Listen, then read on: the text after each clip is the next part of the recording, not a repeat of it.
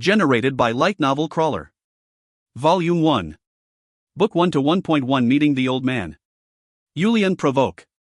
A hero who, befitting his title of desert conqueror, swept the desert together with the Red Storm and unified the desert after hundreds of years.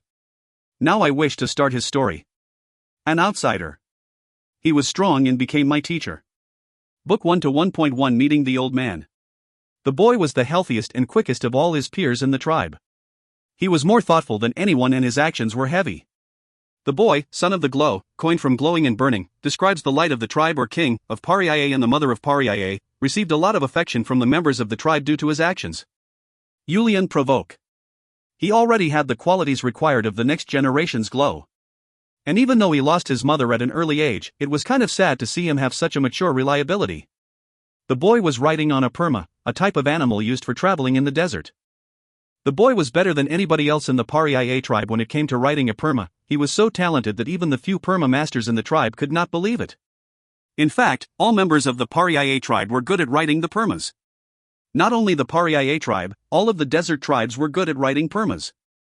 This is because the permas were the best animals to run through the rough and barren desert, and also because they did not consume much water, the most important resource in the desert. Such was the life of the desert people that regardless of boy or girl, as soon as they were of age and could hold on to the reins, they were placed on top of a perma. But of all those desert people, Julian's talent could not be matched. In fact, he had such great breathing skills and balance that even if he was riding with a cow horn full of water, he would not spill a single drop. The perma, carrying Julian, ran quickly on top of the red but slightly yellowish desert sand. He enjoyed riding the perma, especially when there was a lot on his mind. Even if it was a short run like this one, he felt the sensation throughout his body and he could breathe deeply. He could even forget the troublesome things in the speed. Family matters that became even more complicated once his mother passed away, the responsibilities as the young glow, he could forget everything while riding a perma. Ha! Julian frowned and focused on one spot. He could see something moving in the distance. Staring closely for a while longer, Julian figured it was a person and started to mutter in amazement. The nearest oasis is more than a day's walk on foot. How is a person here without a perma? Julian thought it might be someone expelled from another tribe and tried to not pay any more attention. All the desert tribes never killed, regardless of how severe the sins were. Instead, they just threw them in the desert, far away from an oasis. They saw this as God's judgment, and if they came back alive, they reduced the sentence and accepted them back. If they died in the desert, then that was it. The weather in the desert was bipolar. Half of the day was super hot, and the other half was so cold your body felt frozen. If you throw someone without anything into that kind of environment, probably 999 of 1,000 would die. And even that was a very favorable odd. There were no tribes who helped another tribe's sinners. This was the rule of desert tribes. To be thrown away like this meant they committed a significant felony, so there was no reason to be compassionate. Julian was planning to just pass by, but turned his head to look once more. Ha! Julian made the confused noise as the person's outfit was not an outfit from a desert tribe. It was one he had never seen before, even in the books describing the artifacts of the continent. Is it an outsider from the continent? If so, that explained how he got this far. From time to time, there were people who crossed this red desert to get from the southern continent to the northern continent. Most of them were aiming to shorten the travel time, but there were also occasional adventure parties. Most of those people failed. To cross the desert, you need the help of the desert tribes. Even a talented road finder, someone who finds roads, a travel guide per se, were useless in the desert. Anybody wishing to use the desert roads had no other choice but to rely on the desert tribes. No matter how low the amount of water, every oasis in the desert was under the control of the desert tribes. In addition, the endlessly blowing sandstorms, and the most dangerous flowing sands were capable of swallowing up even the most talented individuals, and the desert was so big that even the people who have lived their whole life in the desert did not know where everything was located. Julian turned the perma around and headed for the man. As he looked closer, he could verify that he was not from the desert. He was an outsider. Old man. Julian got off the perma and called out loudly to the outsider. The white-haired outsider was sitting down with his eyes closed, as if he was very tired. Old man. Julian continued to call out to the outsider several times, but when there was no answer, he approached and touched the man to see if he had lost consciousness or already passed away. As Julian touched the old man's shoulder, the man's eyes opened wide. Even Julian, who was very brave, was very surprised and immediately removed his hands. %@$? The outsider spoke in words Julian had never heard before. Not only did Julian know the desert language, he also knew all the languages of the northern and southern continent. Ever since he came up with a dream for the future, he made sure to learn all of these languages. However, the words coming out of the old man were things he had ever heard before. Can you speak the language of the continent? Julian said the same thing in both the northern and southern dialects, but it seemed as if the old man did not understand any of it. And $$ hashtag. The old man muttered to himself as if he realized that he could not communicate with Julian. Although they could not communicate, Julian knew exactly what the old man would want most in this location. He approached the perma and grabbed the large leather canteen from the saddle and handed it to the old man, making a drinking motion. The old man removed the lid from the canteen and drank the water. $$ hashtag. The old man returned the canteen to Julian and said something, but Julian could not understand it. He could not leave an old man he met for the first time in the desert. Julian patted the perma's saddle and motioned for the old man to get on. The old man shook his head and motioned Julian to go first. Julian was bewildered but started to slowly move the perma. The old man started to follow behind. There's no way he plans to follow the perma by walking, is there? Julian laughed inside and continued to move slowly. The old man, seeming frustrated, tapped Julian to get his attention and made a faster motion with his hands. I think this old man is a little crazy. Thinking like that, Julian started to move a little faster as the old man indicated, but the old man quickly followed behind. This man runs pretty quickly. At this speed, even the famous warriors would be having a hard time. Curious, Julian started to increase the perma's speed little by little, but the old man continued to follow behind, walking leisurely without looking tired. Amused and curious, Julian made the perma run at full speed. Oh my god. If you find any errors, ads pop up, ads redirect, broken links, non-standard content, etc., please let us know. Report chapter so we can fix it as soon as possible. Book 1 to 1.2 Master and Disciple. Book 1 to 1.2 Master and Disciple.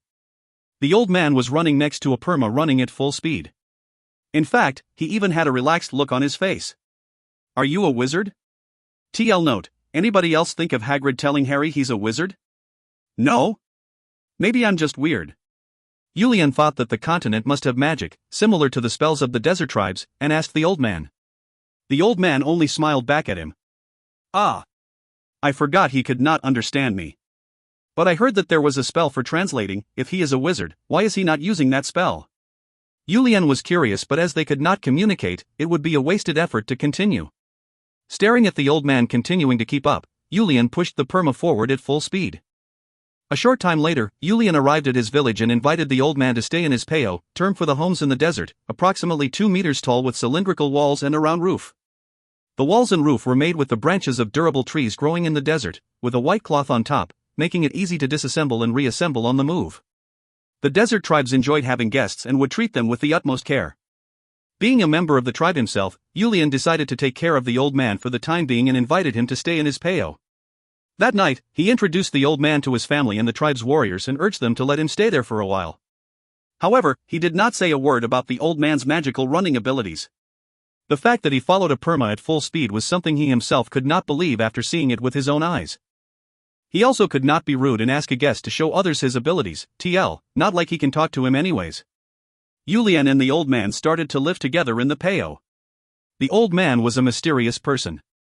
Most of the time, he just sat there with his eyes closed and breathing, but at night, he would go outside the peo and showed Julian a lot of different things.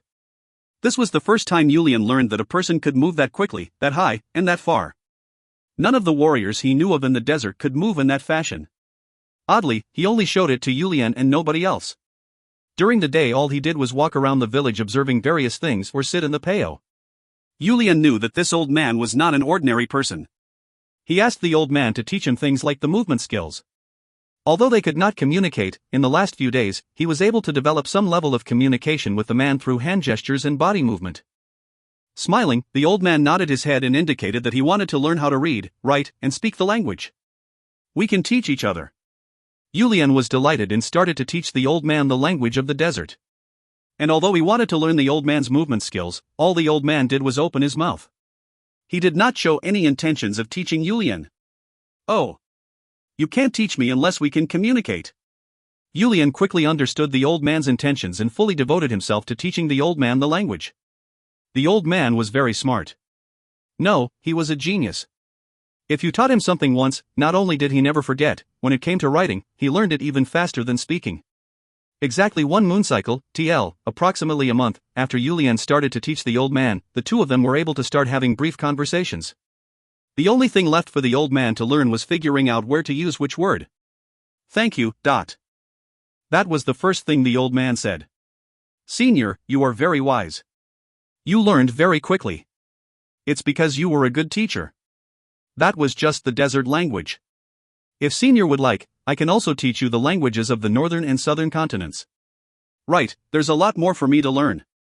With the old man's reply, Yulian slyly asked. Senior, I wish to learn the movement skills you demonstrated. I could not teach you because we could not communicate. It's difficult to teach what I know without being able to explain. I look forward to it. The old man responded to Yulian with a smile. You have a sturdy foundation that is suitable for learning martial arts. How old are you? I am 13 years old. The old man was delighted at Yulian's answer. Looking at your physique, I thought you would be much older. Thank goodness. When it comes to martial arts, it is better to learn it from a young age. The mental art is less effective the later you start. Yulian could not understand some of the terms the old man was using, but seeing the excitement in the old man, he just thought it must be good. What kind of relationship should we have? The old man was seriously worrying about what kind of relationship to have with the boy in front of him. It seems like nothing, but it was a serious concern. In this world, there is a different religion and even the race is different. There will be a lot of difficulties taking him as a disciple. The old man did not take any disciples even in his own world. At that time, everything was annoying. But I also don't want to teach him half-heartedly. After all, this boy has saved my life. It's not like he could be angry at the goddess who threw him in this world, but he had been lost in the desert for 3 days. At first, he was confident. I just need to use the movement of the stars to figure out where people live. But soon he learned that wasn't the case. In a place where he could not get a good sense of direction, he pretty much ended up just going around in circles. Astrology was no help, and there was a limit to using his martial arts to search the whole desert. On the first day, there were 2 suns, on the second day there were 3, and on the third day, it went back to just 1. Even the location of the sun continued to change and the moon was the same at night. It was impossible to determine a sense of direction. He thought that the goddess must have had a reason to send me here, so I know I won't die like this, but he was so irritated that he just sat down and spent another 3 days sitting there. After all that, Yulian was the first person he met in this world. When did I, Chun Myung-hoon, care about such a thing? If I like it, I like it, if I don't, I don't. Since he helped me, I should help fulfill his wish. Chun Myung-hoon made the decision to make this young boy his disciple. You cannot pass on martial arts to just anyone. You must show me proper etiquette as your master. Will you become my disciple? Because Chun Myung-hoon used Chinese for terms he did not know, Yulian was unable to completely understand what he was saying. TL, the term used in the Ross is, which can mean center, but it is also the name of a place in China, Zhongyuan, so I'm going to go with China/Chinese when I see the term. If you have other thoughts, do let me know. Master, etiquette, disciple, what does that mean? The person who teaches is the master, the one learning is the disciple, and etiquette is the manner in which a disciple serves his master. Yulian nodded his head happily to Chun Myung-hoon's answer. I wish to be your disciple. Do you have a religion? No. Okay. From here on, you must kowtow to me 9 times, kowtow to the founder, and accept a new religion. Quickly, Yulian kowtowed to Chun Myung-hoon, kowtowed towards the east, and first learned the doctrine. Only then could he learn the martial arts and mental arts. TL, I'm guessing CMH assumed his world is to the east? Not sure of why he kowtowed that way.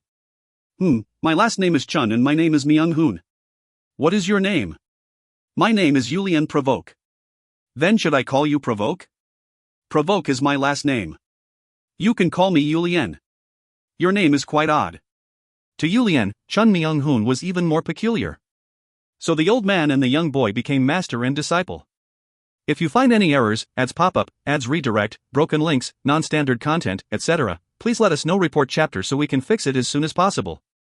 Book 1 to 1.3 How to Breathe, How to Not Breathe. Book 1 to 1.3 How to Breathe, How to Not Breathe. TL, I know it sounds like it should be how to breathe, how not to breathe, i.e. correct way to breathe, which makes sense with the content of the chapter, but the Raw says how to breathe and how to not breathe. I'm tempted to change it to how not to breathe, but I'm going to stay true to the Raw for now. If something comes up later that tells me it should be the other way, I'll update at that point. The first thing to learn is how to breathe, and how to not breathe. What? Yulian was confused by Chun Myung-hoon's words and responded. You're making me say things twice. The first thing you will learn is how to breathe and how to not breathe. That's my question. What kind of? Pow! As Chun Myung-hoon's fist struck Yulian's stomach, Yulian groaned and bent forward in pain as he spoke. Ow! Master, why are you hitting me? I will explain the rules of learning from me. First, you will never question what I say. No matter what, your answer should be yes, master. Got it? What kind of rule is that? Pow. Even after I explain it to you, you don't listen. Back then and even now, if someone doesn't listen to me, I beat them up. That is the second rule. Got it? What? Yulian changed his response as soon as he saw Chun Myung-hoon's fist raise up. Yes, master. Great. That's the way. My word is law and all you need to do is listen and learn. It's such a simple method to learn. You're correct. Chun Myung-hoon nodded, as if he was satisfied with Yulian's quick adaptation. Although Yulian had issues with it, he decided that if this was his master's way of teaching, he will not complain again. The desert training was also rough. Whether it was a dad teaching his son or an older warrior teaching a younger warrior, it was the same. When it came to learning, there was no such thing as your own opinion, and there definitely was no way to not listen to their advice. That's the type of place the desert was. The desert is where the thing that you pay attention to today could be what saves your life tomorrow. Because of this, all of the desert tribes pay their respect to the elders in the tribe. There was nothing to throw away amongst the life experiences they had gathered. Yulian knew this to be a fact. This is why he was able to make the determination to not complain and follow Chun Myung-hoon's instructions. When you are breathing, breathe in until you count to 5. When you are breathing out, breathe out until you count to 10. You also need to make sure that you go slowly so that you make no noises when you are breathing. Give it a try. Yulian tried breathing in and out, following Chun Myung-hoon's instructions. Something else to pay attention to is that your stomach must move in the opposite direction. When breathing in, suck in your stomach. When breathing out, stick your stomach out. Yulian followed the instructions and replied, It's not as easy as I thought it would be. Think about it as if you are breathing through your back. That should make it a bit easier. Breathe through your back? Yulian had questions about Chun Myung-hoon's incomprehensible words, but decided to do as he was told. He focused on breathing through his back as he took a breath in, and it was a bit easier, as Chun Myung-hoon indicated. Do I have to continue breathing like this? Chun Myung-hoon replied to Yulian's question. To be honest, my martial arts is the hardest in the beginning. You must continue this breathing method whenever you are awake. Truthfully, you should also continue it while you are sleeping, but it is still too soon for that. What I am certain about is that if you are able to master this breathing method, it will be much easier to learn my martial arts. I guess it will be easier in the beginning if we cut down your sleeping time. We need you to get used to it and master it completely so that you can breathe like this even when you are sleeping. As Yulian tried to determine how this will help, his breathing returned to normal and he did not properly execute the breathing method. In that moment, Yulian felt intense pain on top of his head. Pow! Ah! Master, why are you hitting me again? Didn't you go back to how you used to breathe even though I just taught it to you? I must be strict with you as you are both my first and my last disciple. If you are useless, won't it make me also look useless as your master? But do you have to hit me like this? Pow! Yulian felt the pain again. I told you talking back was not allowed. For the next month, you will only be practicing this breathing method until it is ingrained in your body. During this month, if you keep forgetting like this, it will only delay your path to learning my skills. But what can I gain through this method? If you could at least let me know that one thing, I will never talk back again. Chun Myung-hoon debated hitting Yulian again for his retort but decided against it. It would not be too late to hit him after showing him. Pay attention. After talking to Yulian, Chun Myung-hoon headed to the large wooden pillar supporting the center of the pao and pushed on the pillar with one finger. Yulian was in suspense to see what Chun Myung-hoon would do. He could not hide his surprise after staring at Chun Myung-hoon's finger. As if he was punching a hole through a piece of paper, Chun Myung-hoon's hand was going through the wooden pillar. When Chun Myung-hoon removed his hand, there was a small hole, the size of a finger, on the wooden pillar. I promise that you will be able to do this if you continue that breathing method for just 10 years. Of course, it also depends on whether you listen to my instructions completely or not. Of course I can do it. Oh yeah? Then first, take a punch since you talked back earlier. Master. That. Pow. Chun Myung-hoon's finger, which was able to pierce even wood, struck at Yulian's forehead. However, like magic, even though the noise was loud and the pain was terrible, you could not see any damage on Yulian. On the outside, he looked fine. There is an art to hitting as well. If your skin got cut, how sad would your dad be? Chun Myung-hoon laughed as he responded. Yulian suddenly felt as if despair was gathering around him. Yulian thought that he had a lot of endurance, but that type of thought disappeared quickly. In a month, you could not find that type of thought even if you washed your face cleanly and searched. Chun Myung-hoon's flicks hurt so much to be human. Chun Myung-hoon followed Yulian around. If Yulian's breathing became disturbed even by a little, he relentlessly flicked his finger to make Yulian pay for his mistake. He even stayed by him and hid him while Yulian was sleeping, so it became normal for Yulian to not sleep well and greet the sun with significantly red eyes and large bags under his eyes. People also started to worry because Yulian was losing so much weight, but Yulian clenched his teeth and persevered. This was the first thing his master showed him. He started to develop the confidence that there was no way he couldn't master this when he was trying so hard. Days passed by like this, and just before a month ended, the amount of times Yulian was getting hit started to shrink little by little. As expected, there is nothing that cannot be solved by violence. Chun Myung-hoon was satisfied by his teaching methods and made up his mind to move on to the next stage. Yulian. Yes, master. Since you have shown some progress, I will teach you something else. I understand, master. This time it is how to walk, how to run, how to sit, and how to lay down, but I will follow attentively, master. Yulian had adapted to Chun Myung-hoon over the last month. Yes. Yulian quickly learned that Chun Myung-hoon was a dictator. This time, it looks like you are not asking why you have to learn such things. I've learned that everything you teach me becomes my skin and blood. How could I dare to question you, master? Basically, I know it's all to help me become stronger is how I take it. You've improved. Listen well. A person must have good posture and stand up straight. For the time being, this is what we will focus on. Of course, there is also the proper way to sleep. You understand what I mean, right? Ah, of course. Yulian felt like everything was becoming dark again. He finally thought he could sleep well, but now it was focusing on his posture. I think you will adapt quickly. You have to. Ha ha ha. Of course. Then let's start. You know I don't like to repeat myself, right? Ha ha ha. Yulian could not sleep properly for the next 3 months. If you find any errors, ads pop up, ads redirect, broken links, non-standard content, etc., please let us know. Report chapter so we can fix it as soon as possible. Book 1 to 1 point for the mindset to be a warrior. Book 1 to 1 point for the mindset to be a warrior. Another month passed by and Chun Myung-hoon called Yulian over to ask, "Why are you trying to learn martial arts?" Looking at Chun Myung-hoon's gentle expression and caring eyes, Yulian responded without hesitation. Yulian had been thinking about this since the day his mother passed away. He didn't know whether it would be a lifelong goal or if the feeling would fizzle after a period of time, but until now, he had always been thinking about it. To become a warrior. What does warrior mean? You must be courageous, strong, and have the loyalty to not betray your people. All the men of the desert must become warriors.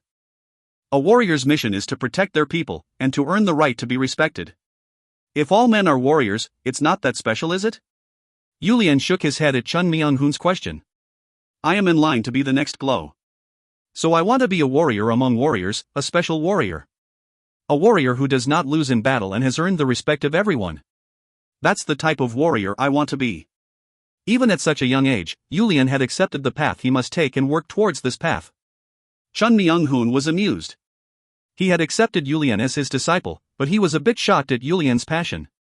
There were also many people in China who were passionate and wanted to learn martial arts, but this kid felt different. From his stare and actions, Chun Myung-hoon was able to sense a poisonous aura. I have seen the people here living fiercely, but as the young glow, there should not be anything he's lacking. What led to this kid having such a poisonous aura? Chun Myung-hoon started to wonder why his disciple wanted to learn martial arts so badly. Is it for just that reason you want to become a warrior? No. Then? Yulian subconsciously clenched his fist. His fingers inside the fist started to dig into his palm, but Yulian seemed to not sense the pain. Under the law of the desert, blood revenge is a fair reason to murder. Chun Myung-hoon decided not to ask further regarding Yulian's answer. He just wanted to know the reason. If you go they go. He had a pretty good sense of what was going on. Must be a Korean saying. Found some information about it but not enough to explain. I can't even think of a good English counterpart. Alright, then what do you have to do to be the glow? You must put others before yourself and put in a lot of effort. There is a proverb that states that a running perma will end up being loved. You must put in more effort than others, not playing, and even reducing the amount of time you sleep. It may be difficult now, but by the time I become the glow, I will feel great pride in everything I would have done. Chun Myung-hoon was very satisfied with his young disciple's answer. There were only a few men with such a clear purpose at Yulian's age. Seeing Yulian speak without any hesitation, he could tell that Yulian had such a sense of purpose since a long time ago. You can tell from the first leaves that sprout, TL, another Korean saying? In general, this type of person tends to push forward without hesitation. Let's fix a few things. Which parts are you talking about? Someone who does not know how to treasure themselves cannot become king. If you don't even know how precious you are, how can you know how precious others are? It's natural to think of yourself before you think of others. It is probably better to focus on that first. After thinking deeply about this statement that he thought he could understand but was still confused about, Yulian responded. I will keep this in mind.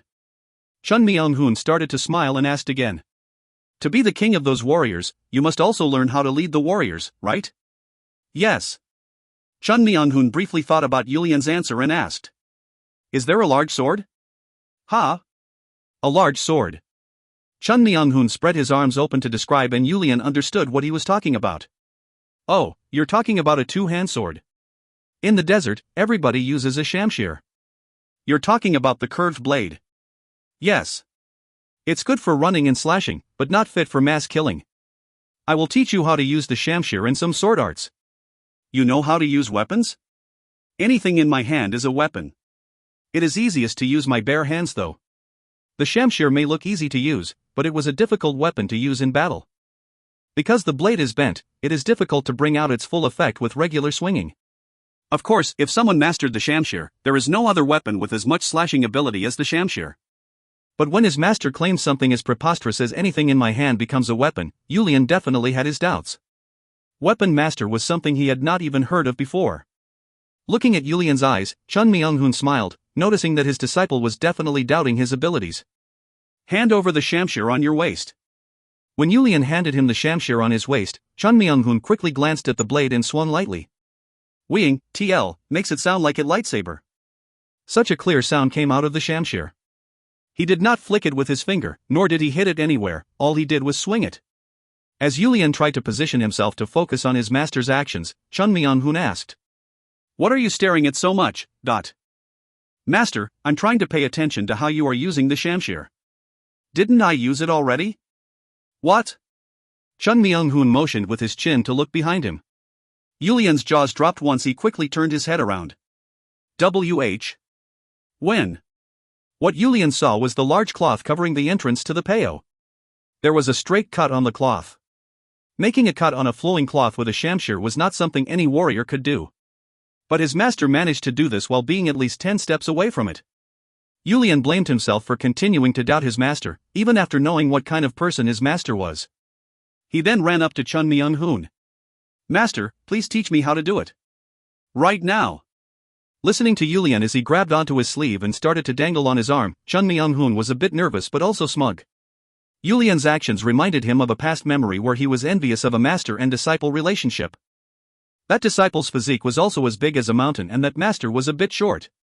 Anyways, staring at the excited Yulian hanging on his sleeve, he lifted him up and replied. Work hard. Then it is possible. Yes, master.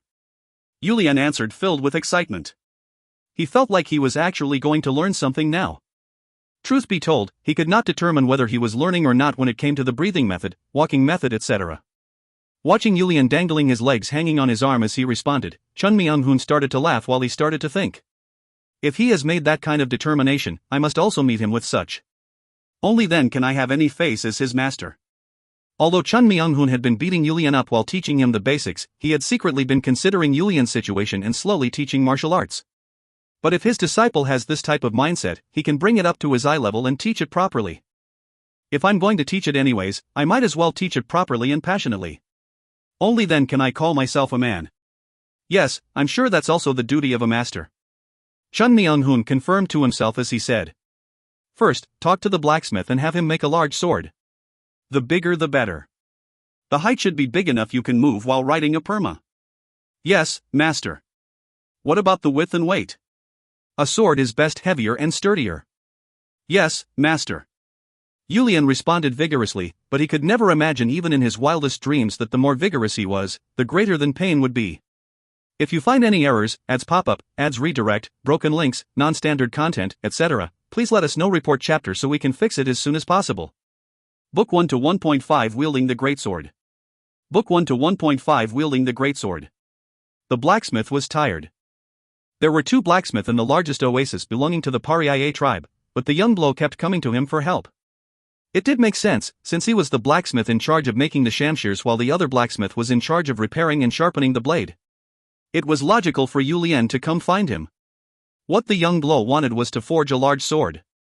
After being continuously harassed for a couple of days, the blacksmith finally decided to push back everything else and start working on the young blow's sword. When he first heard the young blow explain what he wanted, the young blow's request and the requirements sounded so crazy that he thought he was falling for a child's prank.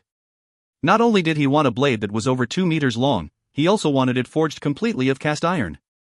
If the blacksmith put even a little bit of effort, he would be able to make the weapon lighter, scraping out some of the metal inside the blade, handle and the connection spot. However, the young blow did not even want that. A 2-handed sword made of cast iron that is over 2 meters long. The blacksmith was curious just what kind of warrior in the world would be able to carry such a heavy sword into the battlefield. If there was such a warrior, it was someone he definitely wanted to meet at least once. But even if there was such a warrior, they could probably get by using this sword in hand-to-hand combat, but it would probably not be useful in the desert's perma battles. Just how are you planning to use this sword? When a warrior needs a sword, there is only one reason for it. Are there more? When Yulian answered as if he was asking a dumb question, the blacksmith shook his head while replying. The young blow has not even had your coming-of-age ceremony. Furthermore, this type of sword is one that even adult warriors would not be able to handle. In addition, on top of a perma, you can't put any power in your feet, so you won't even be able to swing this sword. Of course Yulian was thinking the same thing, but he had full confidence in his master. If his master says this, it is this, if he says it's that, it's that. He knew there must be a reason his master asked him to go get a sword like this. If you don't have enough iron, let me know. I will go bring a couple weapons from my house. The blacksmith turned pale hearing this and responded back. Egu, that's not what I mean. A Parian blacksmith does not think about the iron when we make the weapons. The warriors bring back the iron and we just forge them. Then I would like you to make it as I asked. I wouldn't ask if I didn't need it. The blacksmith had no choice but to worry. In order to make a greatsword like this, he could make at least 4 durable shamshears. Iron was a precious material for a tribe. It was as precious as food. As a result, the blacksmith could not help but worry about whether he should use so much iron for something that sounded like a prank. After debating for a long time, the blacksmith agreed. This was after all the young blow everybody had high expectations for. All right. But you must promise to take good care of it. You don't need to worry about that. Yulian went back smiling and satisfied, and the blacksmith stretched his arms before preparing to start forging. Such a weapon made of cast iron was difficult to even hammer. Regardless of the difficulty, the greatsword was completed to Yulian's satisfaction within a couple of days. Yulian could only slowly drag it out when he came to retrieve it. Since the whole thing was made of iron, the weight was no joke. Yulian had a lot of concerns as it easily weighed more than 50 kilograms. He was concerned about just how his master was going to teach him. First, I guess I need to improve my arm strength. I guess I'll be lifting this sword later? Yulian finally arrived at his payo while thinking about multiple things. When he showed the sword to Chun Myung-hoon, he said, "It looks sturdy. Stop dragging it and lift it up." At his master's words, Yulian grabbed the greatsword's handle. Ha-iya! Yulian was barely able to lift it up with his core flexed and his 2 elbows stuck on his legs. It was surprising. He had lifted exactly 50 kilograms. So it went from being easily over 50 kilos to exactly 50 kilos. Whatever you say, Mr. Author. But Chun Myung-hoon had a confused look on his face. My dear disciple, what are you doing? Yulian stared at his master in confusion. Ha? Didn't I ask you what you were doing? Master, didn't you tell me to lift the sword? Yes, I did. When Chun Myung-hoon nodded his head in response, Yulian answered back with a puzzled look. That's why I'm lifting it up, dot. Chun Myung-hoon came up to Yulian and easily lifted the sword in Yulian's hands with one hand. A sword is something you should lift with one hand. But this is a two-handed sword? If you lift it with one hand, it is a one-handed sword. If you lift it with two hands, it becomes a two-handed sword. What kind of distinction is that? In addition, my martial arts requires that you hold the sword with one hand. Yulian looked at Chun Myung-hoon in shock before regaining his composure. You're telling me to lift this with one hand? Is there a problem? Didn't I just say that a sword is supposed to be held with one hand? If you're going to use both hands, why would you use a sword at all? Use a spear or a pole. Yulian just stared blankly at the sword being toyed with in Chun Myung-hoon's hand. He looked like he wasn't putting in any effort, as if he was swinging around a wooden stick. The weight is sufficient. If you really want to use two hands, I can teach you how to use two swords. Now that I think about it, it doesn't sound too bad to use two greatswords together. Yulian's eyes started to darken before smiling and responding to Chun Myung-hoon. Yulian seriously debated what to say before opening his mouth. If I use two greatswords, wouldn't I get tired faster and my arms get longer? It's you who is using it, not me. Do I even need to worry about that type of stuff? Yulian briefly lost his train of thought at Chun Myung-hoon's response. He really could not figure out this master of his. You're not serious, are you? I'll tell you this in advance. I'm not someone who jokes around. Time is precious. Yulian truly wanted to cry inside. If you find any errors, ads pop up, ads redirect, broken links, non-standard content, etc., please let us know. Report chapter so we can fix it as soon as possible. Book 1 to 1.6 Such a Terrible Disciple. Book 1 to 1. 6 Such a Terrible Disciple. It was difficult. However, he started to get used to his master's method of if you do it, it's possible. And, staring at himself, he was proof that his master was not wrong. At first, he was saying that it was impossible. However, his master would quickly show him that it is possible. There was no way he could throw a fit. The scene of his master effortlessly swinging two greatswords at once. TL, where did the second greatsword come from? Even now, just thinking about it is scary. Watching his master treating these two greatswords that were even taller than him effortlessly, without ever dropping them on the ground or sweating a single drop, it made it seem like he was playing around with two sticks. He could not even voice one complaint, and had to follow his master's extreme and in some sense stupid training methods. Saying it was for him to learn, Yulian was beat up over and over. I'm the young Glow. I had never even been hit by my father, the current Glow. Truthfully, the desert warriors do not hit those who will become warriors. This is because it becomes an insult that cannot be paid back. Increasing a warrior's pride is best done by showing how it's done, not by beating them up. This was why at first, Yulian rebelled. Anybody else in the same situation would have done the same. What returned was an even worse beating. This is what my master said. If you successfully perform what you are taught, I will not hit you. Let's be honest. Honestly, I worked hard to avoid being hit, rather than to become a warrior. Frankly, master had a lot of unreasonable demands. I don't want to write. I feel like vomiting. It's terrible. I don't want to be reminded of these terrible memories when I read this in the future. I write in this diary to look back on my life and fond memories, not to be reminded of the pain. In the future, when I become a great Glow, I will let the warriors know. Crawling from one oasis to another would be a much easier training method. I will make sure to let them know. As someone who successfully completed this hellish training, I will have the qualifications to tell them that. Look. Where else would you find a desert warrior who can take a greatsword weighing 50 kilograms and swing it freely with, not two hands but just one hand? I don't want to admit it, but the desert's best warrior, our Pariaye tribe's enemy, Shwariye tribe's bloodied hand, the nurses, probably can't handle it like this. I wanted to be comforted and to be praised. I wanted my praiseworthy father, the Glow of Pariaye, to do so. But here's a toast to my current poor situation where I won't be getting what I want. Somehow, my father became an avid follower of my master. Warriors respect other warriors, and in some aspects, master is the ultimate warrior. Claiming it's not enough, rather, believing master's words without a doubt that I am lacking in disposition, all he's been doing is blaming me. My poor self. I can only hope that the day I can sufficiently handle both of these greatswords comes. Come soon is what Yulian was planning to write, but it seems Yulian was so tired he just fell asleep. It's because you haven't trained enough. It was pure coincidence that Chun Myung-hoon saw Yulian's diary. He was drunk in the splendor of the glowing 3 moons and decided to ride a perma across the desert with Yulian. That's why he had entered Yulian's peo, but ended up finding his disciple passed out at the desk. At first, he had planned to simply put a leather blanket over Yulian. It can be called a coincidence that he happened to see the diary while putting the blanket over him. Chun Myung-hoon's mood was significantly dampened after reading the diary. How hard had he worked to teach this disciple? He put in so much effort to teach this talentless disciple as much as possible. Yet, Yulian was unable to meet his expectations at all. He needed to tell him the scripture at least 3 times and show him the proper form at least 10 times before this slow disciple remembered the tiniest bit. But how hard had he tried, expanding the limits of his patience for his one and only disciple? Regardless of all of his effort, rather than being thankful for what he's done, all Yulian has been writing about are complaints? He's been writing like he's a poor disciple who has met a terrible master.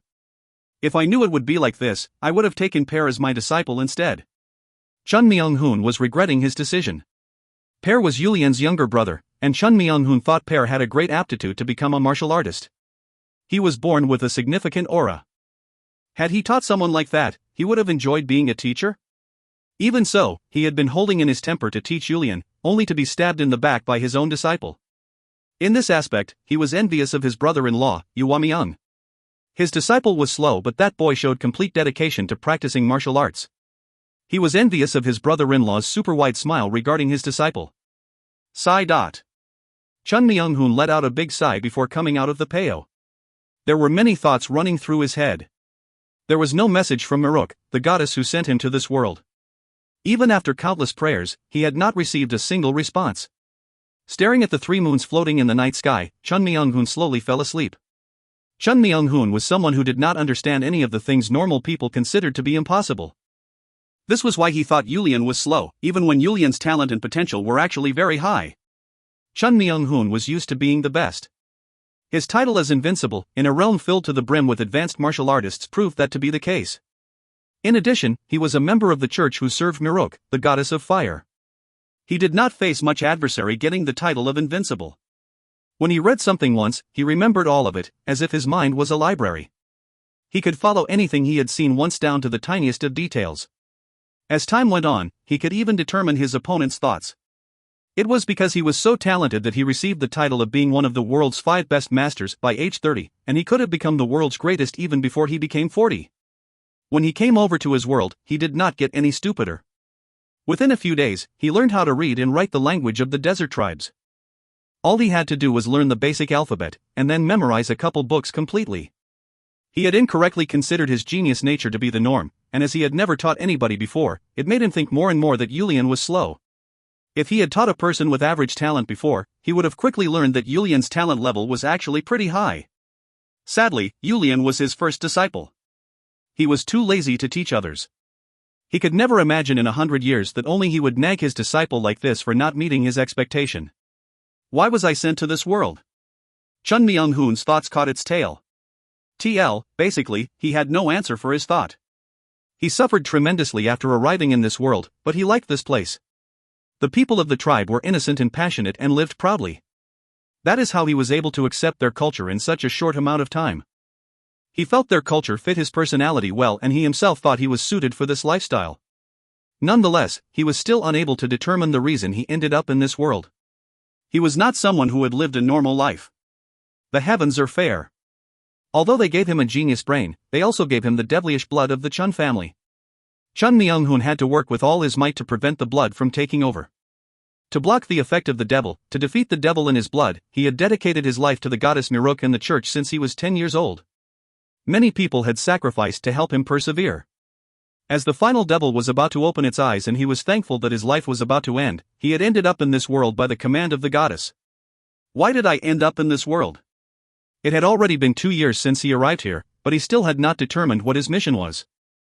He stared back at Yulian's peo and mumbled to himself. She couldn't have sent me here to teach that slow punk. Just as he said that, Chun Myung-hoon felt chills on his body. Right?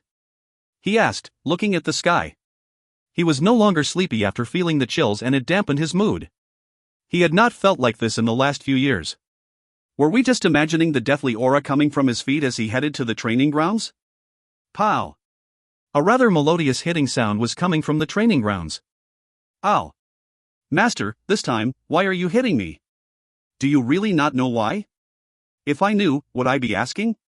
Chun Myung-hoon's so-called fist of love landed in Yulian's stomach in broad daylight before even rats or birds noticed. TL, there is a Korean saying that states what happens in the daytime is seen by the birds, and what happens at night is seen by the rats. So this basically means it was so fast nothing could see it. Pooh. A hitting noise, much longer than the one heard previously, was resonating from the training ground. This one was for not knowing why. Master, this is unfi. Pooh. No, never mind. I understand.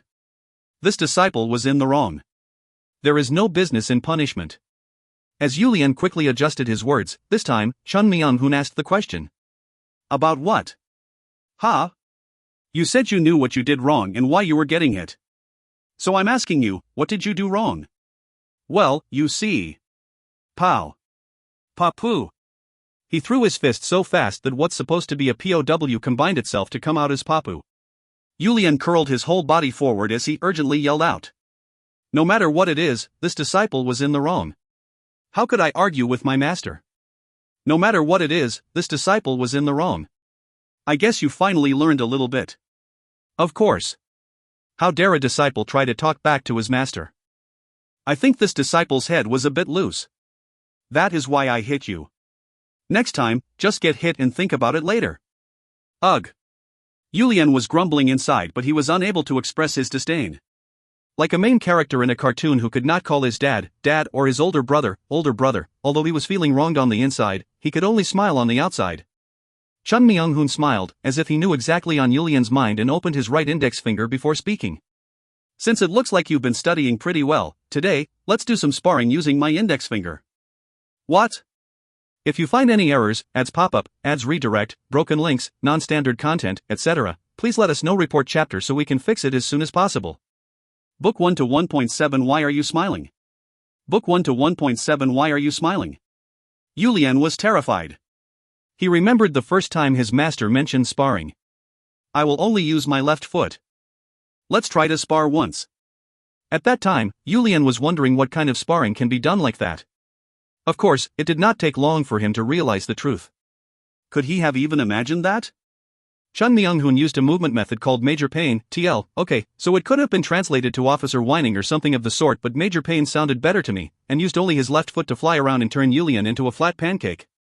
It took him 2 years to make his master use both of his feet and another 2 years before he could make his master use one finger, TL, 4 years? When the heck did 4 years go by?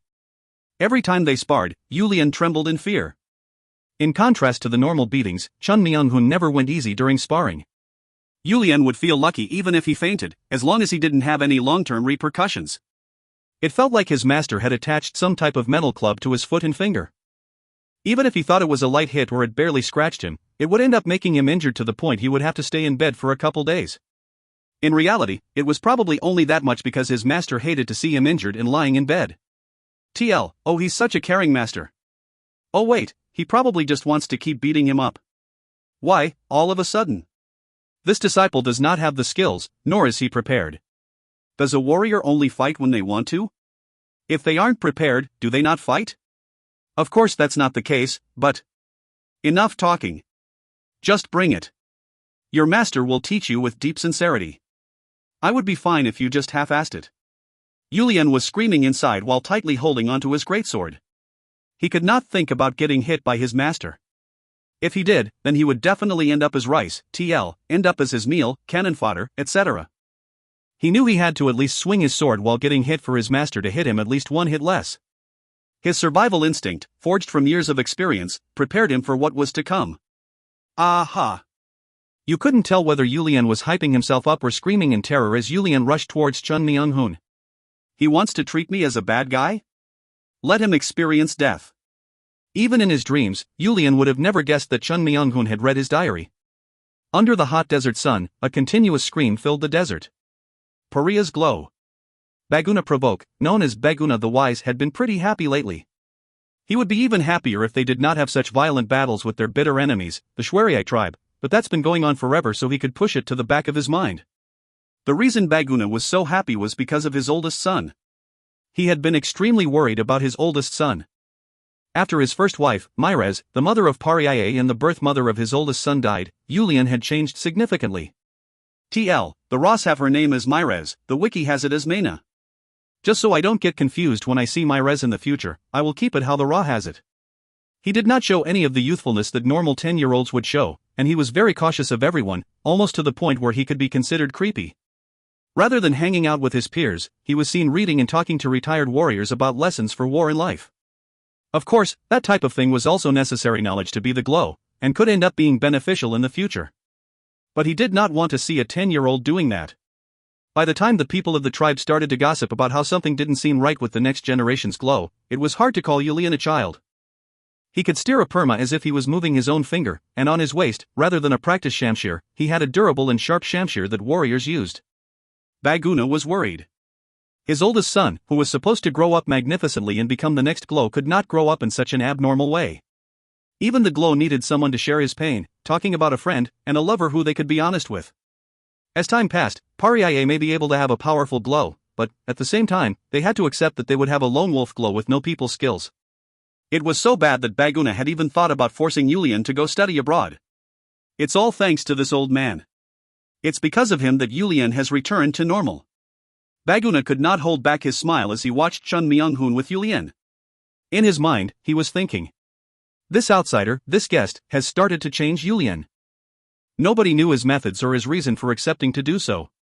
However, Yulian revered him as his master and Baguna had treated him well only because he was a guest. As time passed, a smile returned on Yulian's face. Even his personality changed to that of an optimist. One day, Baguna asked Yulian the reason. Did something good happen? No, father. Then why is there a smile on your face? Yulian could not answer truthfully. How could he say that he was smiling because his master hit him more when he was frowning? How could he say that to his father? A brilliant idea came to him while he was debating how to answer his father. Now that I think about it, there is no reason for me to not be smiling. Once I complete my coming-of-age ceremony and become a warrior, wouldn't I be stronger than all the other warriors? Yulian, your mind has been clouded, hasn't it? You have such a great master, but all you've done is complain and whine, and try to be lazy. Yulian quickly responded to Baguna. I know that one day, I will only have happy days where I will always be smiling. So I am starting early, practicing my smiles for that time. If you find any errors, ads pop-up, ads redirect, broken links, non-standard content, etc., please let us know. Report chapter so we can fix it as soon as possible. Book 1 to 1.8 Path of Becoming a Glow. Book 1 to 1.8 Path of Becoming a Glow. A smile automatically appeared on Baguna's face thinking about that time. He was extremely proud of his son. Why are you suddenly smiling while playing Yilta, a board game played by the desert tribes, similar to chess with 20 horses? Chun Myung-hoon was confused as Baguna suddenly started smiling while playing Yilta. I am smiling because I am extremely happy that my son is being taught by such a great master. Chun Myung-hoon didn't act modest and responded as if it was natural. I'm trying my best, but I am just a bit disappointed that he is so slow. If he was a little smarter or had a bit more potential, I'm sure we would have already started to see some results. TSK. Even though he was clicking his tongue and making fun of his son, rather than frowning, Baguna agreed with Chun Myung-hoon. I must apologize. I thought he was actually pretty smart, but didn't know he was such a slow kid. Well, it'll work out if I give him a little more attention and put in some more effort. Glow, you have nothing to worry about. As Chun Myung-hoon said that while leisurely capturing one of his horses, Baguna responded back, taking the horse Chun Myung-hoon used to capture his piece. All I can do is have faith. I'm sure you will do whatever you need to do. The two of their hand movements became faster. Egu. Baguna blurted out loud, as if he was surprised at Chun Myung-hoon's move. Before he knew it, Chun Myung-hoon's horse was aiming at his glow horse, King Peace. I was the one who taught you the game, but you've won every game from the start. How are you so good at this game? As Baguna shook his head while admitting defeat, Chun Myung-hoon laughed as he responded. The goal of Yilta is to catch the opponent's glow horse to end the game. That means all the other horses just have to move with that goal in mind. Do you even need a strategy? Listening to Chun Myung-hoon respond as if he was asking a dumb question, Baguna had an awkward smile on his face as he asked further. I'm asking how you have to move the pieces. Chun Myung-hoon could not understand. Compared to Baduk that he enjoyed played in China, Yilta was extremely simple. It was at this point that Yulian entered the Peo. As if he came up with an idea, Chun Myung-hoon called Yulian over to sit. Come sit over here. Hearing Chun Myung-hoon's instruction, Yulian quickly came and sat down next to Baguna. Chun Myung-hoon started back and forth between Yulian and Baguna, then started to speak. You didn't understand my explanation, right? Thinking about it, I thought it would be good for Yulian to hear as well. That's why I had him sit down. Not knowing what was going on, Yulian looked back and forth at his father and his master. Baguna quickly whispered in Yulian's ear. He plays Yulta so well that I asked him what the secret it. As Yulian nodded his head, Chun Myung-hoon started to move the pieces back to their starting positions. Yulta is just a game. There are no lives at stake, so it's easy to move your horses.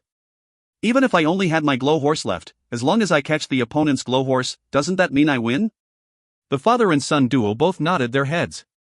Then what kind of strategy needs to be there? Even if it is at the cost of all of my horses, all I have to do is catch the opponent's glow. I don't want to sacrifice this warrior horse. If I do this, my horse will die. There's no reason to think like that. What is important is knowing that my movement increases my chances of catching the opponent's glow. Chun Myung-hoon thought for a bit before continuing. Even more, people make mistakes and there can be a difference in level, but in Yulta, even the pawn can eat up the opponent's best warrior given the right circumstances. Right? Yes, that is true.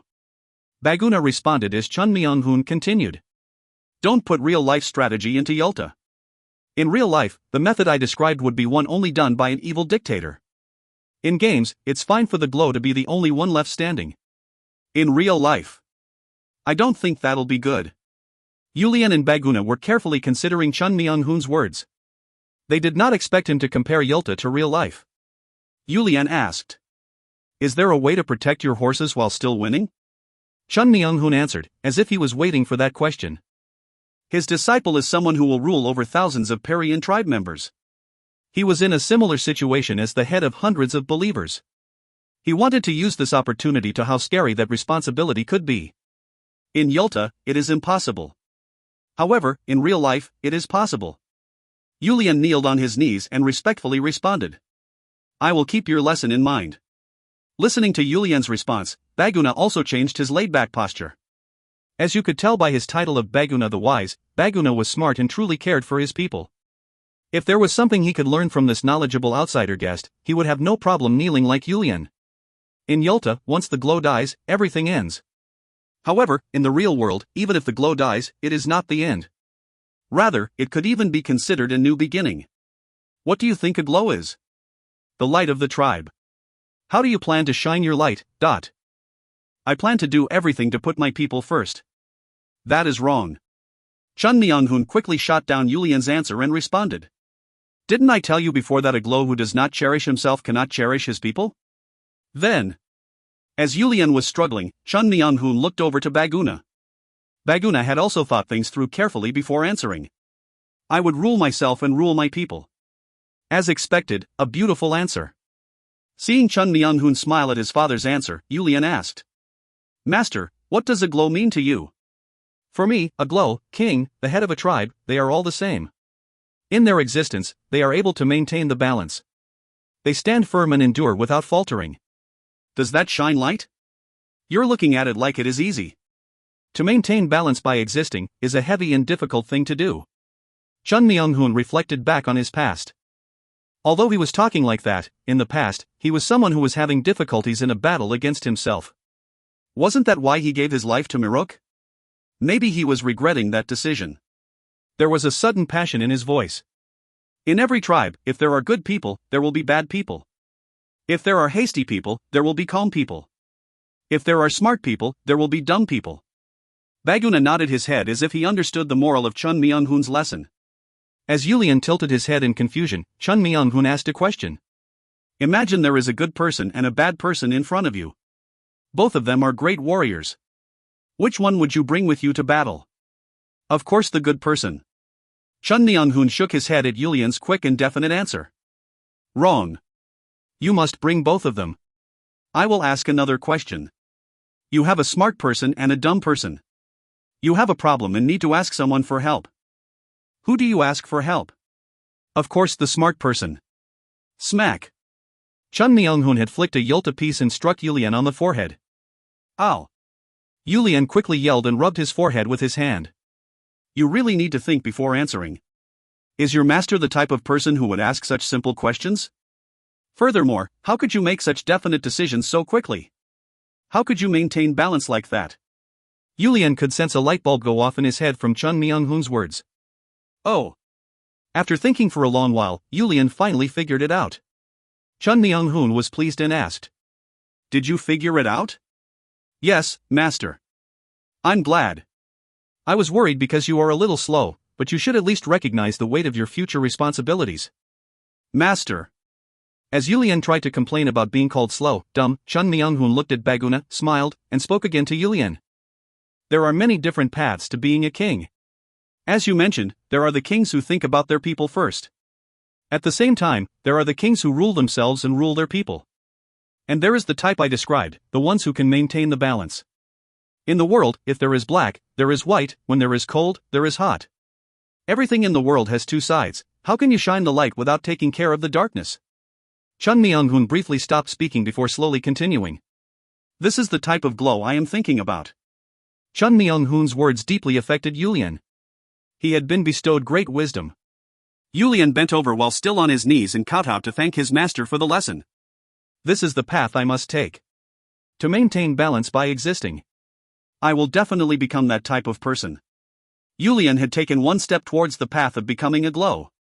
Translator's note. With this chapter, we have finished the first section labeled The Old Man. Next up. The Coming of Age Ceremony. I felt the blessing of the gods enter my body. If you find any errors, ads pop up, ads redirect, broken links, non-standard content, etc., please let us know. Report chapter so we can fix it as soon as possible. Book 1 to 2.1 The Crimson Desert. The Coming of Age Ceremony. I felt the blessing of the gods enter my body. Book 1 to 2.1 The Crimson Desert. The Crimson Desert that divides the large continent in half. The people of the continent were divided to the eastern and western continent by this Crimson Desert. They weren't very different, but this desert was large enough to make a decent border. There are many unique characteristics to this Crimson Desert. First of all, the name Crimson Desert comes from the fact that the sands are red in color, but also because there is blood always being shed here. There are a total of 12 different tribes in the Crimson Desert. The land where during the day there is a blistering heat, and at night, the icy coldness could even freeze your soul. Half of the desert is made of quicksand, so it was difficult for people who did not know the way to even move freely. It says drift of sand in the Ross, but it's quicksand. So it'll be quicksand. What the heck is drift of sand? With a single miscalculation, the sand would be where their souls will be buried in a moment's notice. And of course, water was important. In the desert, there are approximately 200 oases that have not dried up for a long time, and will not dry up. There are also approximately 200 oases which dry up and then refill itself in a cycle. Finally, there are approximately 100 oases which appear and then disappear. Just hearing those numbers, you might be thinking that there are a lot of oases. But for a desert this large, that amount of oasis would be considered on the lower end. The level of strength for each desert tribe is based around how many never-drying oases they had control over. That is why all of the desert tribes are always fighting. They are trying to increase the number of oases that their tribe controls. Truthfully, even though the number of oases are low, there was plenty of water. In fact, there was enough water that even if the population of the desert increased by 300%, there would still be enough. Sadly, people don't know what satisfaction means, and they are animals who live in fear. Since water meant survival, they could only relax when they had more water. The tribes always fought, worried that if they lost their oasis, they could die or end up as slaves for an enemy tribe.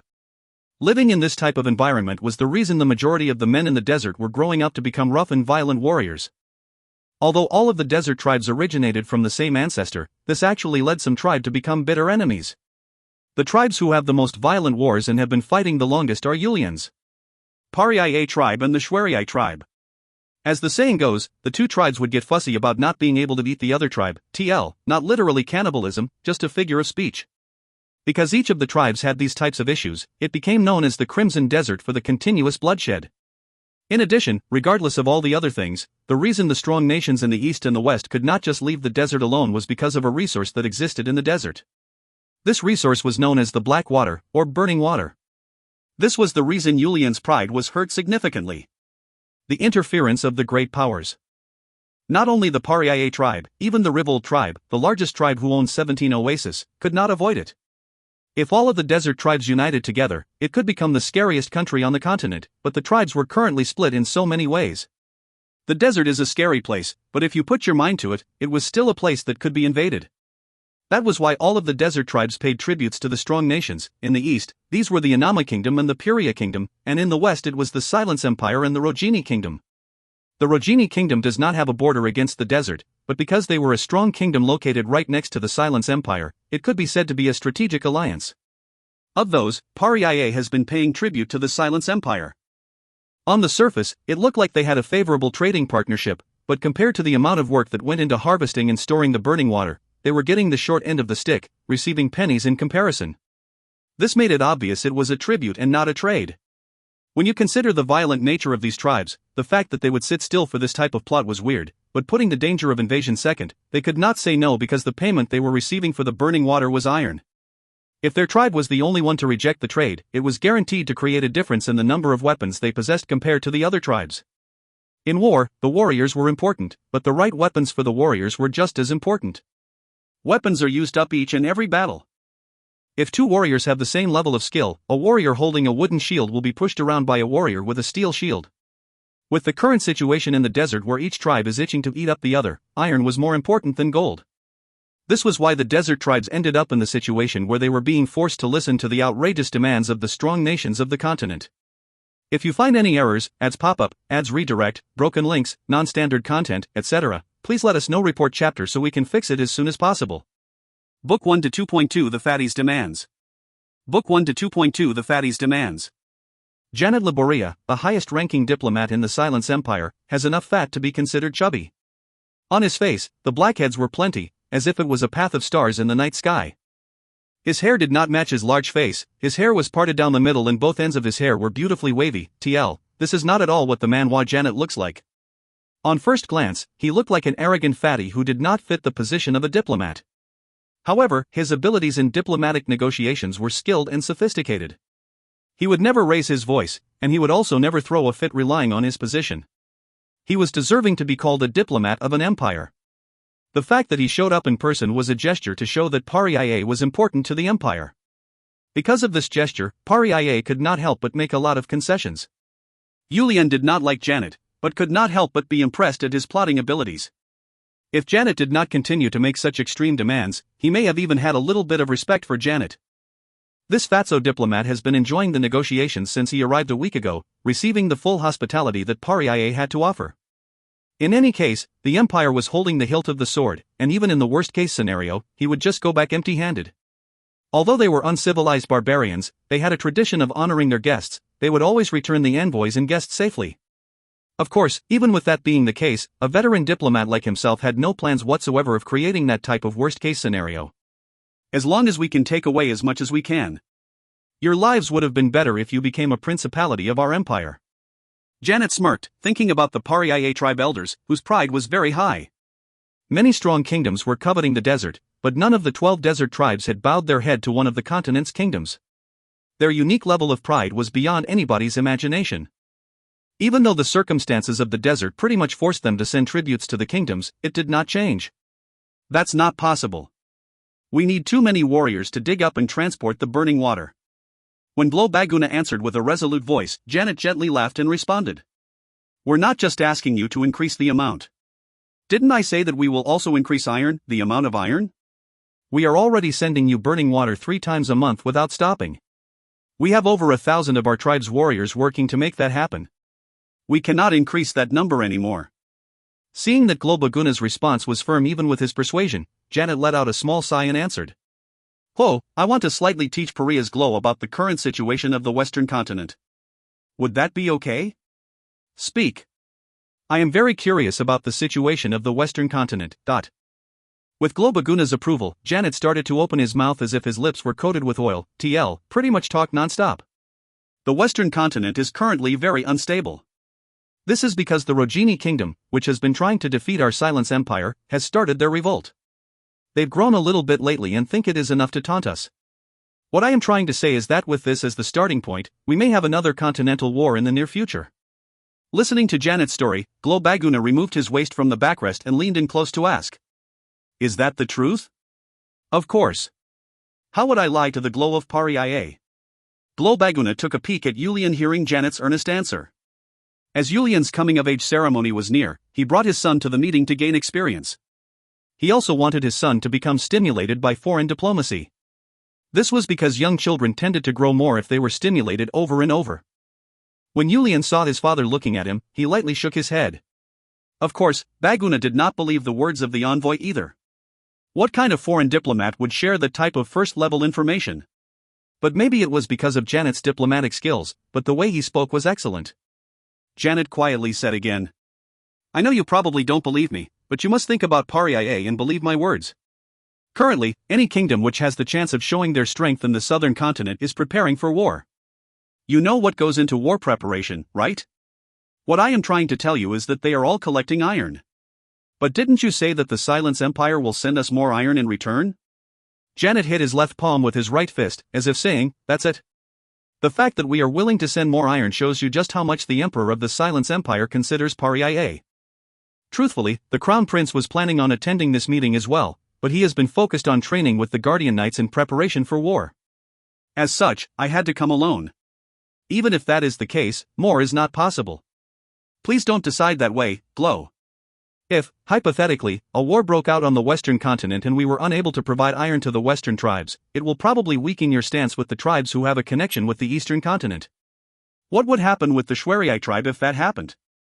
Globaguna let out a short groan at Janet's words. Janet's words were not wrong. That was Paria's, no, that was weakness for all tribes, regardless of East or West. In Paria's case, if they could not get enough iron, they would be pushed back by the Shwerii tribe in the East. Janet had reminded him of this weakness. I will think about it. We are not trying to force a decision. It is just that we need a lot of burning water to prepare for war. That is why we are urgently asking for this. It's a war that our Silence Empire will end up winning anyways. Later, once everything has been settled, how could our Silence Empire forget about Paria's contributions? Janet was proficiently saying things to save Paria's face, using diplomatic plots to make Globaguna's decision easier. I said I'll think about it, did I not? Janet smiled in his mind, listening to the lackluster response from Globaguna, knowing that he had succeeded. I look forward to the will of the wisest Glow. Then rest peacefully. Globaguna walked out of the paya without looking back, as if his mood was ruined. Yulian followed his father and asked. What do you plan to do? Our only option is to send a little more warriors. How many more warriors are you planning on sending? To meet the conditions of their demand, we will need to send at least 500 more, but... Yulian fervently shook his head at Globaguna's answer and yelled. To get another 500, the only place we can pull warriors from are in the suburbs. If we really removed 500, it will be difficult to protect the hunting ground and the monster field. It will be even harder to defend without iron. Globaguna pushed his temples with both of his hands and responded in a weak voice. His head was hurting. Looking at his father's words and actions, Yulian thought this was what you would call you throw an arrow at the prey that's attached to a perma's tail first, take care of the fire that's on your heels first. TL, take care of urgent business first. If the desert tribes did not fight with each other like this, how could we stand for such plotting and persecution? Yulian believed that the tribes were being robbed by the strong nations of the continent because the desert tribes were fighting with each other.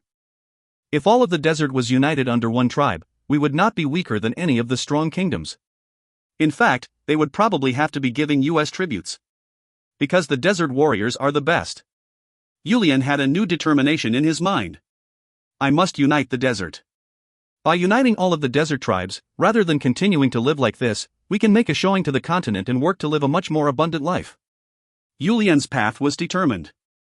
It had grown bigger from just following the law of the desert and conquering the Shwerii tribe. Desert conquest. I will definitely unite this Crimson Desert, and change the name from the Crimson Desert to the Glowing Desert. The young Glow Yulian firmly closed his fist with determination. And he putting all of his effort to his training to make his determination a reality. Quickly, it changed from training to not get hit from Chun Myung-hoon to training passionately to make his dreams a reality. Yulian started to consider getting hit by Chun Myung-hoon to be getting one step closer to his dream, and Yulian was taking large strides towards his dream. TL, I hope the author is not trying to say that he was getting beat up quite a bit. If you find any errors, ads pop up, ads redirect, broken links, non-standard content, etc., please let us know report chapter so we can fix it as soon as possible. Book 1 to 2.3 heading off. Book 1 to 2.3 heading off. A ferocious force started to attack the sandy desert floor. It was caused by 2 strands of large, sharp, and powerful sword winds. The person responsible for this wind has now grown too much to be called a child, but still seemed like it was too soon to call him a young adult. Although that is the case, the thought process to accept him as a young adult is based on his firm body trained with strong muscles. It was also because of the powerful aura around him that even ordinary people could feel. In addition, his training, where he was swinging around 2 greatswords that are as tall as him and wider than his palm as if he was going to wipe out all the earth, strengthens the desire to call him a young adult. TL, wait, a greatsword is only as wide as his palm? Doesn't seem to be that great. Yulian, now 18 years old, was focusing on filling his body with aura, as he prepared to leave for his coming-of-age ceremony. For the Pariaye tribe, the coming-of-age ceremony proved that a person had the ability to help their tribe. Therefore, at their coming-of-age ceremony, they can also receive the proud title of being a Pariaye warrior. Most of the boys facing their coming-of-age ceremony used their Shamshir techniques and perma riding techniques that they have been training for many years to catch a wild beast or a monster by themselves to show that they could provide strength to the tribe. To do that was a difficult and dangerous road. Leaving alone, with just a perma, weapons and equipment, and emergency rations, to wander the desert and the wilderness on their own to hunt a beast or monster was something that took numerous days for even veteran warriors. Although they had gone through extensive training, it was not any average feat to complete this task that required such bravery and skill, by themselves. The majority took more than 1 month, and there were only a few boys who completed it without getting hurt. Although they didn't know of it at the time, veteran warriors would secretly follow the boys completing the coming-of-age ceremony. Because of this, it sharply reduced the number of boys who ended up dying, but there still were times when they would return home dead, in the arms of the warriors. Regardless of the danger, there were no boys in Pariaye who chose to forego their coming-of-age ceremony. This was because all of them had been growing up and preparing, with the coming-of-age ceremony as their goal. Yulian also wanted to demonstrate his abilities through the coming-of-age ceremony, and this was why he was slightly concerned. Of course he had the confidence. Because it was Yulian who had absorbed his master's rigorous training, he had even thought in his mind, a stupid monster like you dares to challenge me? The problem was that he was the young blow. It wasn't an easy task for a boy facing his coming-of-age ceremony to defeat a beast or a monster on their own, but Yulian wanted to clearly show the people of the tribe his worth. He wanted to be the type of person who could comfort the people of the tribe just by the fact that they knew he was going to be the next Glow. In this type of situation, he really wanted to get some advice and encouragement from his father, Glow Baguna, but his father could not see his son's coming-of-age ceremony because he was busy. A sense of nervousness could be felt in the sword Yulian was swinging. It was very sad that he would have to proceed with his once-in-a-lifetime coming-of-age ceremony without his father's blessing, but Yulian consoled himself thinking about his father's honor and responsibilities. Father is the father of everyone in Pariaye. As he finished his train of thought, his breathing also disconnected, and the 2 greatswords were fixed into the belt around Yulian's waist. Are you done? Chun Myung-hoon asked from his side. In his eyes, he did not have any uncertainties or worries about his disciple. Yes, master. Do not throw such a fuss for bringing back a few animals. Although I am not satisfied with your skills, with your abilities, you won't end up getting beat up anywhere, so finish quickly. Knowing that his master really meant what he was saying, Yulian smiled as he responded. What can I do to make it certain I finish faster? Also, what can I do to show great results to my master? Those are the questions I am trying to answer in my mind. Ha ha ha. Either catch a whole bunch, or go and catch the sandworm that causes such headaches to Pariaye. The look on the faces of the people around them changed with Chun Myung-hoon's words. The sandworm Chun Myung-hoon is talking about was a S-ranked monster that was large enough to be called the sand dragon. In the desert's monster field, it was one of the few monsters on the top of the food chain. It crawls around in the desert, and every so often, it comes out of the monster desert to attack permas, causing a headache to not only Pariaye, but all of the desert. In order to reduce their numbers, all of the desert tribes would individually send over 300 of their seasoned warriors, 2 to 3 times a year, in a subjugation squad. Even then, they would only be able to catch 1 or 2 of these monsters. Yet he was telling him to go and catch such a monster on his own. Nonetheless, to the young Blow, Shaman Tuma Takata, who was going to bless Yulian on Glow Baguna's behalf, hurriedly stepped forward to speak. The one on the path to become a warrior. Yulian, all you have to do is show us your skills. Please do not touch the sand dragon under any circumstances. As Chun Myung-hoon had an expression of disbelief on his face listening to Tuma Takata blamed Chun Myung-hoon. Honored guest, how could you say such a thing to our young Glow? Our coming-of-age ceremony is meant to show proof of becoming an adult, not a ceremony to show a proof of recklessness. Many of the people around them nodded their heads in agreement, and made them stare at Chun Myung-hoon with frowns on their faces. Chun Myung-hoon did not pay much attention to it and instead looked at Yulian to ask, "Do you not have the confidence?" Feeling his master's stern gaze, Yulian quickly shook his head and answered, "Not at all. I was planning on catching that one anyways." Yulian. Young blow. Tuma Takata yelled in opposition, and behind him, many of the others called the young blow as well. There, do not cause such a ruckus. I, Yulian, am the young blow. I will have my skills be recognized to prove that I deserve to be the glow by catching a sand dragon. Listening to Yulian's determined voice, Tuma Takata felt a dire need to urgently send a person to Glow Baguna. "Sir Tuma Takata, do not worry too much. You know how I am, don't you?" Yulian disregarded the anxiety that Tuma Takata and the people were feeling and started to gather his equipment. He started to load his armor on the perma that he had spent over 10 years together with, and his bedding and portable peo on a different perma. Looking at Yulian's eyes which showed no fear, the people shook their head and just prayed that the young blow will successfully complete his coming-of-age ceremony. All they could do was bless him as he walked by. Once everything was packed, he went to say goodbye to his family before he left. Glow Baguna had 3 wives and 3 children. Of them, the first wife and Yulian's mother Myrez had already left this earth, so his family was a total of 6. The new mother of Pariae, Senna Snia, blessed Yulian, who was kneeling in front of her, by kissing him on his forehead. The coming-of-age ceremony for the oldest son of the Provoke family. This mother truly hopes that you will safely return after completing it. Following that, the blessing of the third mother started, and all of his younger siblings in the Provoke family came up one by one to give their Hyung or Appa the blessing to successfully complete his coming-of-age ceremony. TL, Hyung term used by younger boys to older boys, Appa term used by younger girls to older boys. I cannot see Pear. Did you not contact him? Senna frowned as she did not see her son, the second son of the Provoke family, Pear Provoke. As she asked the people around her, the third son Orca responded. I let him know that Big Hyungnim had his coming-of-age ceremony today, but Pear Hyungnim said he needed to prepare for his own coming-of-age ceremony tomorrow. What kind of nonsense is that? Senna shouted in anger. She knew very well that her son was aiming to be the next glow. Pear was born one day later than Yulian, and he could not accept the fact that Yulian was the young glow because of that one-day difference. In addition, Pear was also someone who had power strong enough to be called divine ability, and at the same time he also showed the qualities to become a great warrior. Because of all this, it was not easy for him to give up the position of glow. Of course, the position of glow went to the best of the glow's children, but because of the glory of Myrez, the deceased mother of Pariae, and the fact that Yulian had shown the decorum befitting a glow since he was young, the majority of the tribe accepted Yulian as the next glow. It was this reason that it was difficult to shake the position of young glow away from Yulian. Mother, Pear is not wrong. As a man who is also preparing to become a warrior, of course there cannot be any setback in his preparation. Yulian tried to defend Pear, but Senna shook her head and continued to yell in anger. In what household do the family not bless the person leaving for their coming-of-age ceremony? Furthermore, we are the family of the glow who should be setting the example for all of the other families. In addition, you will not be there tomorrow when Pear leaves on his coming-of-age ceremony. Wouldn't it be nice for both of you to bless each other? I know you and Pear do not have a good relationship, but you must keep what you must keep. TL, says the glow's wife when the glow himself is not present. Bad example, Dad, bad example. Senna ordered Orca.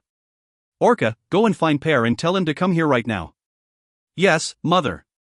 Once Orca left, Yulian cautiously spoke to Senna. Mother, if you scold Pear, his courage and pride may shake right before his coming-of-age ceremony. Senna let out a long sigh and lifted her hand to pat Yulian on his shoulder. Sigh. You must forgive him. Even though he acts this way, inside, nobody cares for their family as much as he does. I know that the best. Of course. Mother, Pear will become an important warrior for the Provoke family and the Pariae tribe. Senna smiled at Yulian's words. I hope our Orca grows up as understanding as Yulian. Enough to even cover up his younger brother's mistakes. As Orca's mother and the glow's third wife, Libri, interjected, Senna was not happy inside. Just as she was about to finish the discussion with Yulian peacefully, Libri interjected and said that Pear's actions were wrong. She did not like Libri's actions at all. When Myrez was still alive, this type of successor battle or issues in the house could not even be dreamt about, but since Myrez passed away, a seed of anxiety started to sprout little by little in the Provoke family. If Senna did not conduct herself honorably as the mother of Pariae and tried to make her son Pear the glow, the Provoke family and Yulian would have had no option than to live a difficult life. But Senna and Myrez treated each other as real siblings, and Senna was deeply thankful to Myrez. Once Myrez died, Senna treated Yulian and Per the same without the smallest of differences. The only issue Senna had was with Libri, who would make her angry by irritating her every so often. Yulian, who had no desire to become involved in the two mothers' battle, pretended not to hear and instead started to respond to his younger siblings' blessings. A bit later, Orca and Per came inside. "Mother, did you call?" Yulian was already taller than his peers, but Per was at least a head taller and larger than Yulian. He also had a deep voice that was pleasing to the ear, as well as a full mustache, which made it difficult to think he was only 18 years old. TL, another character that looks nothing like the manhwa. Per bowed his head to greet his mother. "Omo, it looks like Per can't even see me." As Libri was starting to start another fight, Senna spoke in a slightly irritated voice. "You are also Per's mother. What do you mean who is visible and who isn't? Think before you speak." As Libri could no longer respond, Senna once again turned to Per with a stern look and asked, "Are the preparations for your coming-of-age ceremony going well?" "Yes, mother." "Even if you are preparing for your coming-of-age ceremony, were you not planning to bless your Hyun who was leaving on his coming-of-age ceremony?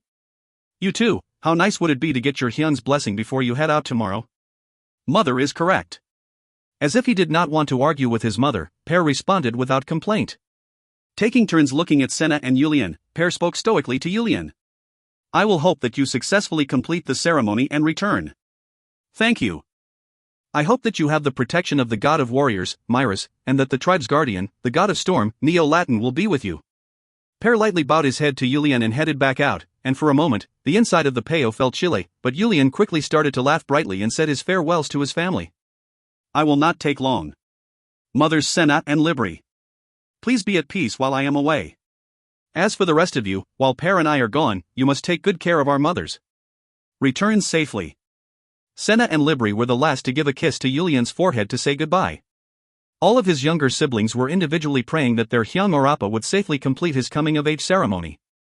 If you find any errors, ads pop-up, ads redirect, broken links, non-standard content, etc., please let us know. Report chapter so we can fix it as soon as possible. Book 1 to 2.4 Looking for the Sand Dragon. Book 1 to 2. For looking for the Sand Dragon. Shall I start heading out too? Chun Myung-hoon muttered to himself as he stood far away, watching Yulian leave the peo. He spoke to his disciple as if it was natural, but he definitely did not want his one and only disciple to be in an accident. Of course, before Chun Myung-hoon told Yulian to go catch the sandworm, he went to confirm the abilities of the monster. This old man played around with the sand dragon, the strongest monster in the desert, as if it was a toy to determine its abilities. He only directed Yulian to kill it after determining that it would be difficult, but Yulian had the abilities to kill it. Nonetheless, he knew that there were many things in the world that did not go the way you want it to, and because that worm has a skill that'll send you directly to the afterlife if you get hit directly, he was secretly following after Yulian. Since the Parian tribe secretly sent the family's warriors to look after the children completing the coming-of-age ceremony, he determined that even if it was revealed later, it would not hurt Yulian's pride. "Little rascal, it's obvious that you can beat that worm. I shall watch just how you take care of it. You better not make a mistake. If you do, I will increase the severity of the training when you return." He was saying this type of thing because he was feeling embarrassed at the amount of love he had for his disciple. Riding on his perma, Yulian headed directly to the monster's desert, which was crawling with monsters. TL, so far there are times the author talks about the monster field and monster desert. I presume they are different. The majority of the children going through the coming-of-age ceremony would head towards the monster's desert and catch monsters wandering by itself around it. Or, they would head towards the wilderness to catch a wild beast. But Yulian, half on his own accord, half because he was told to do so, needed to head to the center of the monster's desert to catch the sand dragon. Did I make the wrong decision? Yulian questioned his decision as he was anxious. The sand dragon was a monster he had heard about, but had never seen. Even Baguna, who often took Yulian in pair with him, never took the two of them when he was heading to subjugate the sand dragons. Even when the strongest warriors headed together, this was somewhere they may end up with some casualties. Although he was not afraid, Yulian could not help but to feel a bit nervous. Whatever. Monsters are also living beings. I'm sure they will get split in half by my greatsword. Yulian patted the greatsword on his waist and started to stroke the prima's neck as he started to mutter again. I'm really sorry. It's heavy, isn't it? Due to the two greatswords, his perma looked like it was slumping over a bit. The weight and size of his greatswords were no pushover. Yulian was proud of his ability to freely swing these two greatswords, and that made his anxiety completely disappear. As the desert was long and wide, it took a couple of days to reach the monster's desert. On the journey, he did catch a couple small monsters. Because the process of catching them were so easy, Yulian started to become confident. Yulian had just caught a giant scorpion. As he was putting the scorpion's monster's soul, the monster's innards, heart, etc., used for magic and as ingredients for medicine, and sold for a lot of money, that was said to be worth a lot into his pocket, Yulian was becoming even more confident. The giant scorpion was a difficult monster that even veteran warriors would have issues facing, unless there were at least 5 of them. After being giddy by himself, Yulian started to think about growing the tribe's warriors as monster hunters, thinking they could buy a lot of iron with the souls they collect. In addition to martial arts, Yulian had been reading a lot of different books as well. Yulian knew that in order to achieve his dream, in addition to a strong force, he also needed a strong economic power. The desert had the unique commodity known as the burning water, but in comparison to the amount of people needed to meet the demands of the large kingdoms, the profit was too low. Until he could gather a significant amount of power, he had no choice but to avoid confronting these large kingdoms, so he was looking for other methods. As Yulian continued to ponder while leading his perma, he suddenly heard a loud noise in his ear. Caw, caw. He could not see it with his eyes yet, but seeing as how he could hear it all the way here, he knew he was getting close to the monster's desert. Great, dot. Yulian comforted the perma which was getting startled by the monster's cry and got off the perma's back. This was a way to handle the monsters that traveled underneath the sand. Yulian could feel the blood inside of him start to boil. He was feeling light and excited, and just slightly tense. This was a thrilling pleasure. Everything was mysterious and new. I guess this is the mind of a warrior? Feeling the excitement of a warrior as they headed for a war, Yulian slowly headed towards the center of the monster's desert. Only a strong wind filled with the fishy smell of monsters greeted Yulian's visit. I didn't know monsters smelled fishy. Before he knew it, a week had gone by since Yulian entered the monster's desert. A face shot out of the desert sand. Dry lips. Pointy black hair. 2 red eyes. With a quick glance, it almost looked like a humanoid monster. Yulian pushed aside the sand around him and dusted himself to get rid of the sand surround his body. Pway. Pway. He then put his hand in his mouth to swipe and spit. Even the inside of his mouth was filled with sand. I almost died from suffocation. It must be difficult for the monsters too. How many times has this happened already? Yulian was complaining about the tens of times he had to deal with a sandstorm in the past week and pulled the leather cloth hanging above the sand with all his might. Snort. As Yulian lifted the cloth, the perma, which was hidden from the sandstorm, pushed forward its legs, causing the sand to fly everywhere. I barely got rid of all the sand. Did you have to do that? Yulian once again removed all the sand on him while complaining to his perma. Then he sat down and started to control his breathing. The monster's desert was definitely not an easy place. Dealing with the sandstorm every day was the second issue. The most urgent issue was that Yulian could not sleep well at night. He could not sleep well in a place where there were a lot of nocturnal monsters, as well as monsters that can travel inside the sand. So nodding his head a few times as if he fell asleep for a bit was the extent of Yulian's sleeping. If a person cannot sleep, their judgment falters, and their body can feel like it's being lifted and stop moving the way they want it to. Even the actions that you've trained in for a long time can feel unfamiliar to you. He was using the heavenly aura that his master taught him to freely handle his 2 greatswords to reduce his level of tiredness, but controlling his ki and sleep were inherently different, so Yulian could not do anything about this odd feeling in his body. You damn sandworm. When I see you, I will destroy you for making me suffer like this. He could not even find one scale of the sand dragon he had been looking for, and ended up hunting just a bunch of small monsters. In fact, his leather pouch was already full of low-level monster souls to the point that he could not add any more. But Yulian was still feeling proud of the fact that he could remain alert after being out here for a week. As he dusted himself and started to move. Oh. If you find any errors, ads pop-up, ads redirect, broken links, non-standard content, etc., please let us know. Report chapter so we can fix it as soon as possible. Book 1 to 2.5 The Red Dragon. Book 1 to 2.5 The Red Dragon. As soon as Yulian stood up, he felt a slight vibration under his feet. It's them. Yulian confirmed that the vibrations were happening because sand dragons were nearby.